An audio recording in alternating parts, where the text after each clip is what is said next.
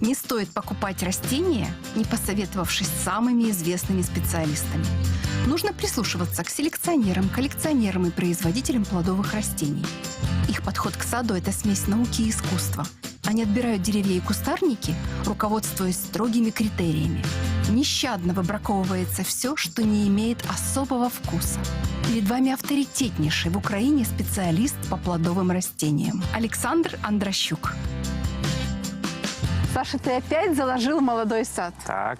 И зная тебя, я понимаю, что здесь какие-то особые деревья. Так, мені захотілося зібрати на цій ділянці дерева, які незаслужено недооцінені. Я зібрав тут дерева, які мають величезну перспективу для України. А что ты называешь перспективой?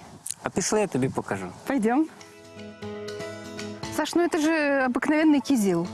Ну, це не зовсім звичайний кизил, це сортовий кизил. І він відрізняється тим, що плоди його надзвичайно смачні. І якщо ми привикли, що в дикій природі він зустрічається червоненький, кисленький, то тут він, по-перше, дуже смачний, а по-друге, він буває жовтий, рожевий, червоний.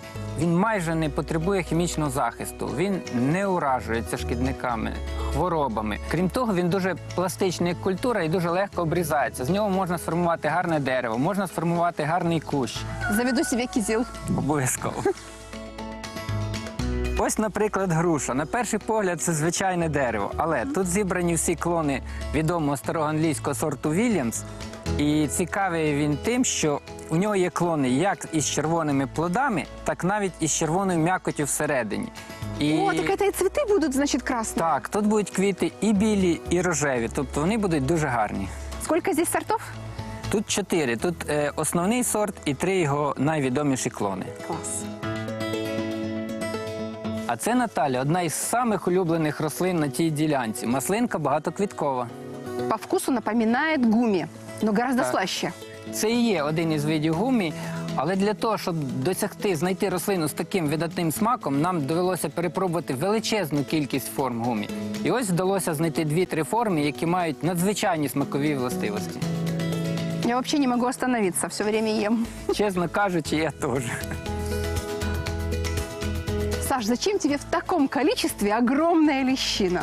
Ну, крім того, що я дуже люблю її горішки, вона ще має функцію садозахисну, вона захищає від сторонніх очей, то вона тут дуже корисна. Знаешь, я тоже очень люблю орехи, но очень тяжело их собирать с такого дерева. А їх легше збирати, якщо вирощувати її на штамбі. Тут дуже зручно збирати горішки. Це той же фундук, тільки щепний на ведмежому горіхові, і тому тут штамбик такий дуже зручний для збору горішків.